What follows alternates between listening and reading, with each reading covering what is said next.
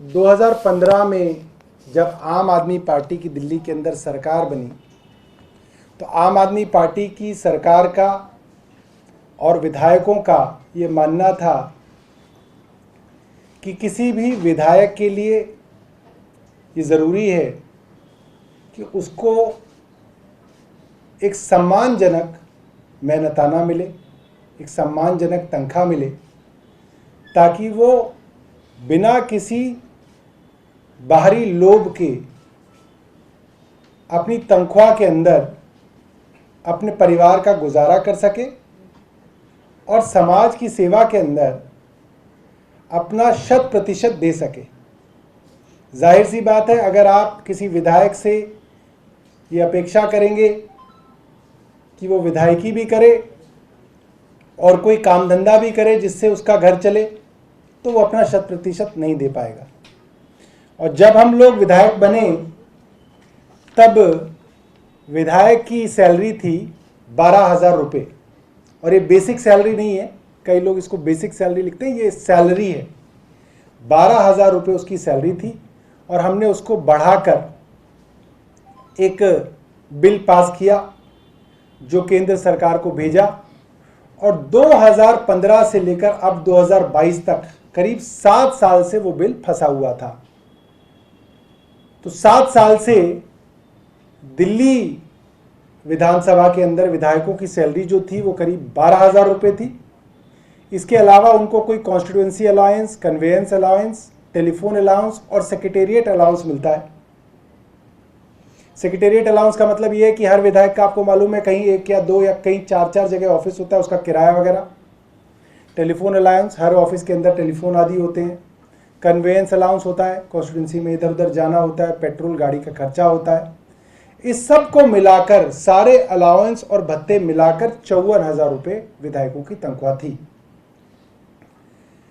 आप लोग अगर गूगल करेंगे, क्योंकि मैं अभी देख रहा था, मैंने गूगल किया कि बाकी राज्यों के अंदर कितनी तनख्वाह है आखिर विधायकों की, तो आप हैरान हो जाएंगे। आप गूगल करके देखिएगा, उसके अंदर जब आप दिल्ली के विधायक की तनख्वाह देखते हैं तो वो आता है 2,10,000 रुपये।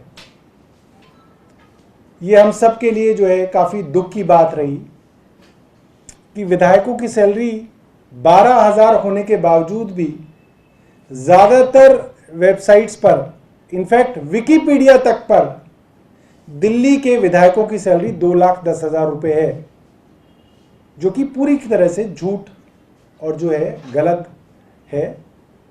अब जो है, जब केंद्र को ये बिल भेजा गया तो केंद्र सरकार की तरफ से सुझाव आया कि आप इस सैलरी को 12,000 से बढ़ाकर 30,000 कर लें।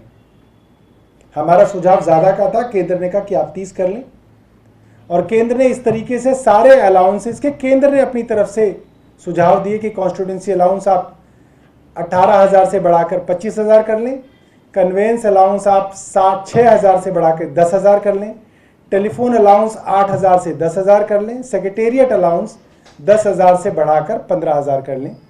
लिहाजा अब विधायकों की जो सैलरी है, जो तनख्वाह है, वो 12,000 से बढ़कर 30,000 हो गई है, और सारे भत्ते, ऑफिस और सेक्रेटेरिएट का किराया आदि मिलाकर जो पैसा 54,000 रुपये विधायकों को मिलता था, वो बढ़ के 90,000 में केंद्र सरकार ने अपनी अप्रूवल दी है।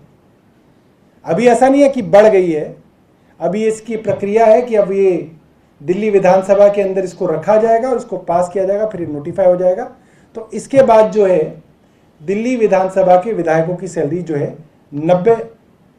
सैलरी जो है 12,000 से बढ़कर 30,000 हो जाएगी, और जो अलाउंसेस वगैरह मिलाकर जो है वो 90,000 हो जाएगी। इसी के साथ, क्योंकि ये विषय चल रहा है, तो मुझे लगा कि मैं सिर्फ अन्य राज्यों की तनख्वाह जो विकिपीडिया और अन्य सोर्सेज पे मिली वो आपसे साझा कर दूं। तेलंगाना के अंदर विधायकों की जो सैलरी है वो 2.5 लाख रुपए है, महाराष्ट्र के अंदर 2,32,000 रुपये है, उत्तर प्रदेश के अंदर 1,87,000 रुपये है, जम्मू कश्मीर के अंदर 1,60,000 रुपये है, उत्तराखंड के अंदर 1,60,000 रुपये है, आंध्र प्रदेश के अंदर 1,30,000 रुपये है, हिमाचल में 1,25,000 है, राजस्थान में 1,25,000 है, गोवा में 1,17,000 है, हरियाणा में 1,15,000 है, पंजाब में 1,14,000 है और इसी तरीके से जो है ये सैलरी है। और इस सैलरी वाइज ब्रेकअप के हिसाब से कहा जा सकता है कि दिल्ली की सैलरी जो थी विधायकों की लगभग सबसे कम सैलरी वाले राज्यों के अंदर दिल्ली के जो विधायकों की सैलरी जो थी वो शामिल थी। तो मैं आप पत्रकारों से ये गुजारिश करूंगा कि आप इसको छापें ताकि जो एक गलत प्रचार जो है पिछले 7 साल से चल रहा था उस प्रचार को भी जो है रोका जा सके और जो सही फिगर है वो वहां पे रखी जा सके। बहुत बहुत धन्यवाद।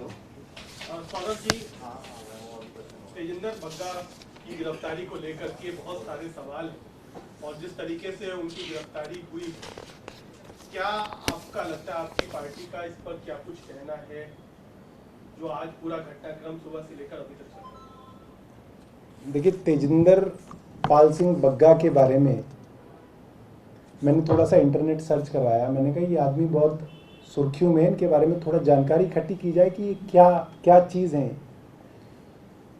तो तेजिंदर बग्गा, इनका अगर आप ट्विटर अकाउंट देखें और इनका आप फेसबुक अकाउंट देखें या इनके नाम की आप सर्च करें कि किस चीज़ों के लिए ये दिल्ली के अंदर जाने जाते हैं, तो इनका जो यूएसपी है, यूनिक सेलिंग पॉइंट, वो है गंदी और घटिया भाषा शैली, अभद्र भाषा, बदतमीजी, जहरीले भाषण और 2 कम्युनिटीज, 2 संप्रदायों के अंदर झगड़ा कराने वाली, नफरत फैलाने वाली बोली और भाषा।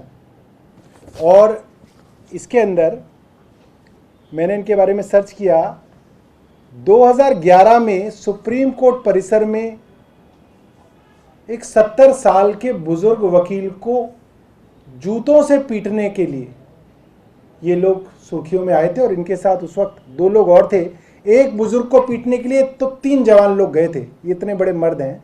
इंदर वर्मा और विष्णु गुप्ता मिलकर इन्होंने एक सुप्रीम कोर्ट के बुजुर्ग वकील को सुप्रीम कोर्ट परिसर में जूतों से पीटा था।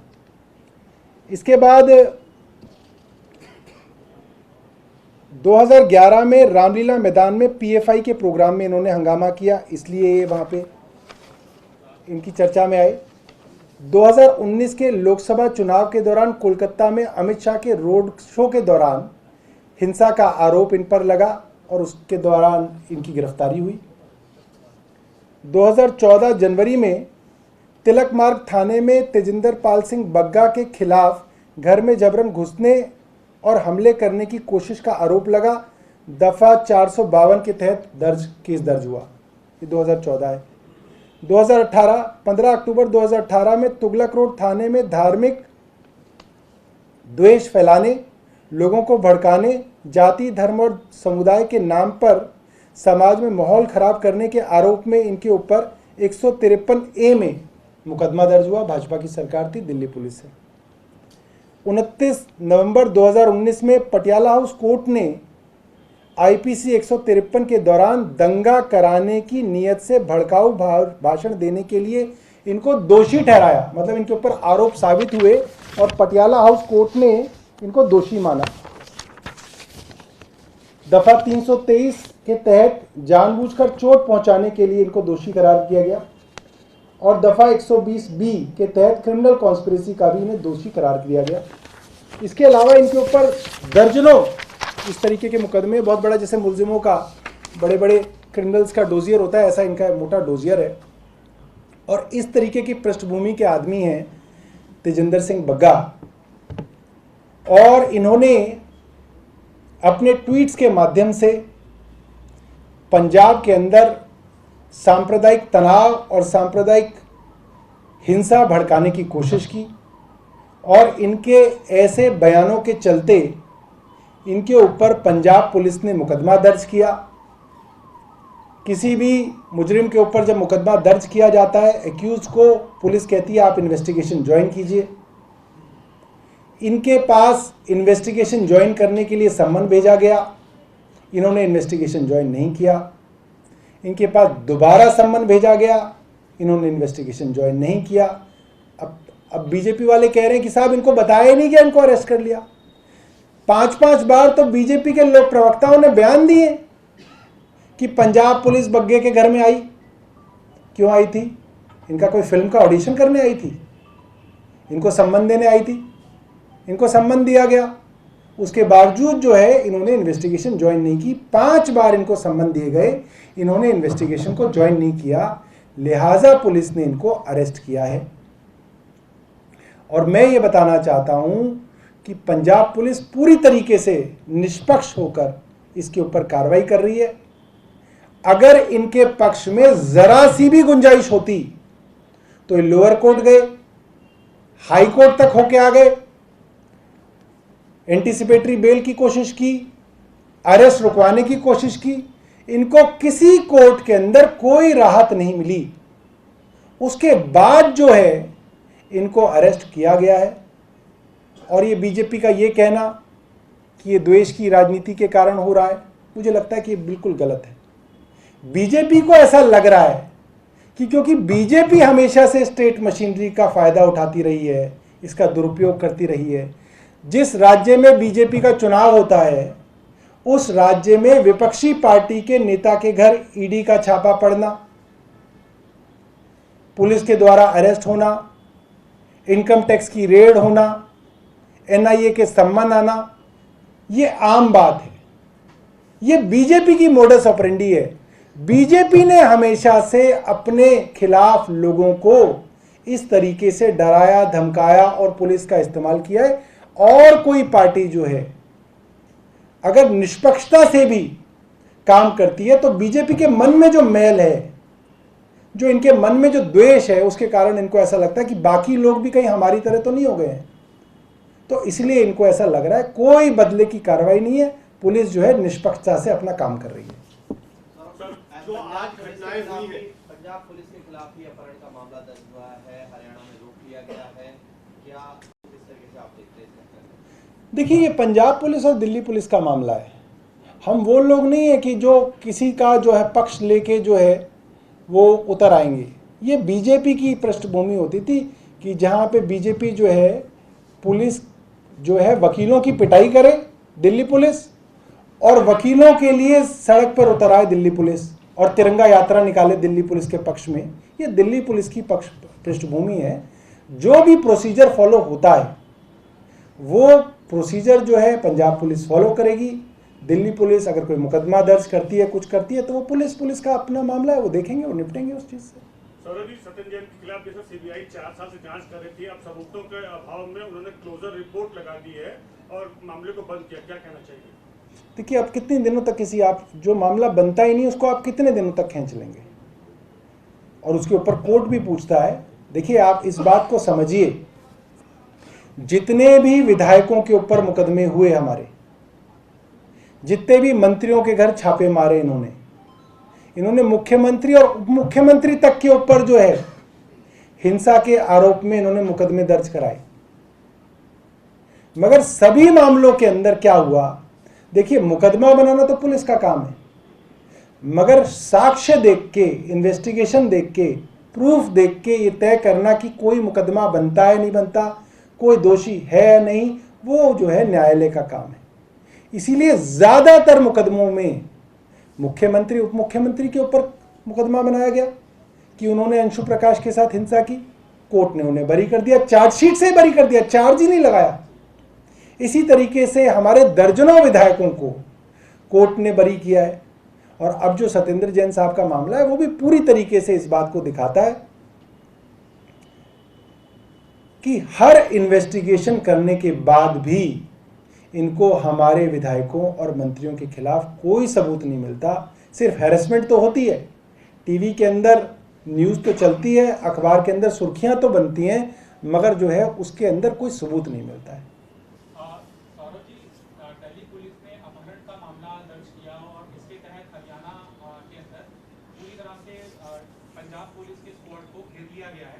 उनको आगे नहीं जाने दिया जा रहा है। तो जो बीजेपी आरोप आम आदमी पार्टी पर लगा रही है, आपको लगता है कि दिल्ली पुलिस का इस्तेमाल भी उसी तरह से बीजेपी कर रही है?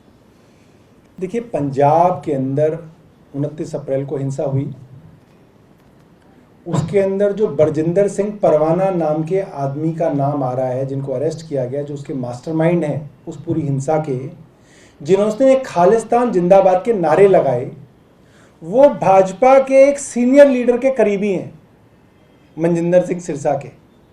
और सिरसा उनके पक्ष में बयान देते हैं, उनकी वकालत करते हैं, उनके पक्ष में ट्वीट करते हैं।